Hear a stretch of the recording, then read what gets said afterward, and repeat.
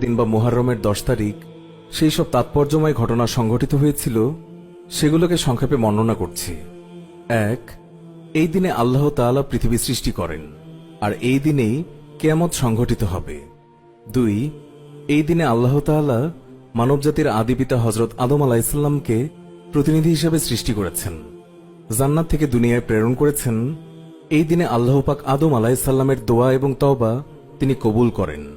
এই দিনে হযরত আদম আলাইহিস সালাম তার স্ত্রী হাওয়া আলাইহিস সালামের সঙ্গে আরাফার ময়দানে সাক্ষাৎ করেন।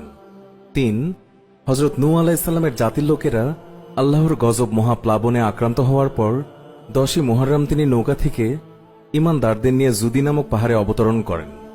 4, হযরত ইব্রাহিম আলাইহিস সালাম নমরুদের অগ্নিকুণ্ডে নিক্ষিপ্ত হওয়ার 40 দিন পর 10ই মুহররম সেখান থেকে মুক্তি লাভ করেন। হযরত আইয়ুব আলাইহিস সালাম 18 বছর কঠিন রোগ ভোগ করার পর মুহররমের এই দিনে আল্লাহ তাআলার রহমতে তিনি সুস্থতা লাভ করেন। 6, হযরত ইয়াকুব আলাইহিস সালামের পুত্র হযরত ইউসুফ আলাইহিস সালাম তার 11 ভাইয়ের ষড়যন্ত্রে কূপে নিক্ষিপ্ত হন এবং এক বণিক দলের সহায়তায় মিশরে গিয়ে হাজির হন।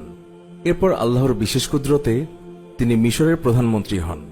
40 বছর পর 10ই মুহররম তিনি পিতার সঙ্গে পুনরায় মিলিত হন।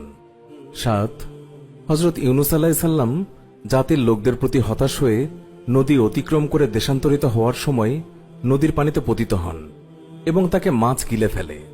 মাছের পেট থেকে তিনি আল্লাহ তাআলার রহমতে 40 দিন পর মুক্তি পান 10ই মুহররম তারিখে। 8, এই দিনে আল্লাহ তাআলা হযরত মুসা আলাইহিস সালাম এবং তার অনুসারী বনী ইসরায়েলীদের ফেরাউনের অত্যাচার থেকে মুক্ত করে পানির মধ্যে রাস্তা তৈরি করে দিয়ে সেখান থেকে পার করে দেন এবং ফেরাউনকে তার দলবল সহ সাগরে ডুবিয়ে মারেন।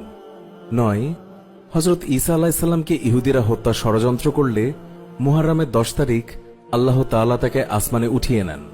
10, এই দিনে সর্বপ্রথম পবিত্র কাবা শরীফ গিলাফ দ্বারা আবৃত করা হয়েছিল। 11, ঘটনাক্রমে হযরত সুলাইমান আলাইহিস সালাম সাময়িকভাবে রাজত্বহারা হন।